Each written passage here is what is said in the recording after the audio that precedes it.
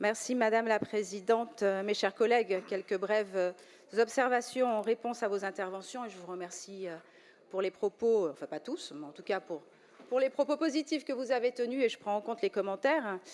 Alors, Monsieur Batti, vous dire que vous remerciez d'abord d'avoir reconnu que la région savait se mobiliser, travailler en bonne intelligence quand il s'agissait de l'intérêt des franciliens. Et je crois que l'accès à l'emploi, l'insertion de nos jeunes, c'est l'intérêt des franciliens. Et donc oui, la région s'est travaillée avec ses partenaires dans l'intérêt des franciliens. Pour répondre à votre question concernant une éventuelle attribution de la prime pour se former sur les métiers en tension, dans le secteur de la maintenance, je vous confirme que Madame la Présidente a donné son accord au président de la RATP pour attribuer cette prime dans le secteur des transports, bien sûr, mais aussi pour aller au-delà sur la maintenance industrielle, pour soutenir notre action de formation dans ces secteurs qui, je le rappelle, sont en tension, qu'il s'agisse du secteur des transports publics, mais aussi le secteur de l'industrie.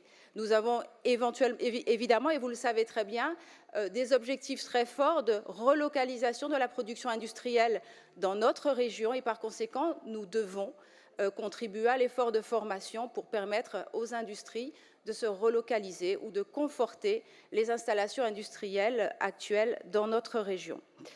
Permettez-moi toutefois de vous rappeler que votre propos sur la sous-exécution des crédits au titre du PRIC est inexact. Il n'y a pas de sous-consommation, sauf en 2020, et chacun comprendra pour quelle raison. Madame Dumas, je me permets de rectifier également votre propos sur les formations dans le domaine de la sécurité. En effet, non seulement celles-ci sont qualifiantes, mais en plus, comme vous le savez, il existe de nombreuses tensions de recrutement structurelles dans le secteur de la sécurité privée. Par conséquent, en formant davantage dans ce secteur, non seulement nous allons sécuriser l'organisation des grands événements qui vont se dérouler dans les prochains mois et l'année prochaine dans notre région. Je rappelle quand même que le monde entier aura les yeux rivés sur l'Île-de-France, mais en plus, nous allons offrir des opportunités de nouvelles carrières, de remobilisation, de parcours aux franciliens qui auront saisi ces opportunités pour se former dans les métiers de la sécurité privée. La sécurité privée qui est, tout comme la sécurité publique, une de nos priorités. Madame Garnier, je voudrais satisfaire votre légitime sécurité en vous indiquant que les taux de sortie positive des formations financées et dispensées en Île-de-France et financées par la région Île-de-France, eh bien, ce taux, il avoisine les 70%. Et puis, je voudrais vous conseiller aussi de rester zen, même si nous parlons de sujets où nous n'avons pas toujours les mêmes idées, on peut rester calme et éviter de s'invectiver. Je voudrais dire à Sandra Monzani, pour le groupe Île-de-France Rassemblée, la remercier pour son intervention de bonne qualité, la remercier également d'avoir rappelé les chiffres significatifs des 130 000 entrées en formation observées en Île-de-France en 2022. C'est vrai que c'est un résultat jamais vu. La remercier aussi d'avoir indiqué que la qualité de nos formations avait été augmentée, puisqu'elle est 50% plus qualitative. Nos formations sont beaucoup plus qualitatives et aussi beaucoup plus longues, ce qui facilite le retour à l'emploi et le rend plus rapide en Île-de-France. Nous avons une obligation de résultat, effectivement, qui est celui de permettre aux franciliens d'accéder au premier emploi ou de retourner à l'emploi.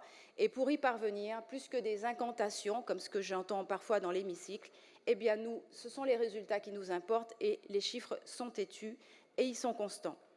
Merci aussi d'avoir bien voulu citer quelques-uns des dispositifs, quelques-unes des actions qui sont mises en place en Île-de-France et pour lesquelles d'autres régions nous regardent et nous copient également, notamment l'aide au permis de conduire qui permet de lever les freins à l'insertion pour nos jeunes, notamment des jeunes qui vivent dans des quartiers politiques de la ville ou en milieu rural, nos jeunes qui rencontrent des difficultés particulières pour s'insérer. Eh bien, cette aide au permis de conduire qui peut atteindre 1 300 € permet à ces jeunes de retrouver le chemin de l'emploi et de postuler à des emplois, notamment en grande couronne ou loin de leur domicile, et de s'insérer.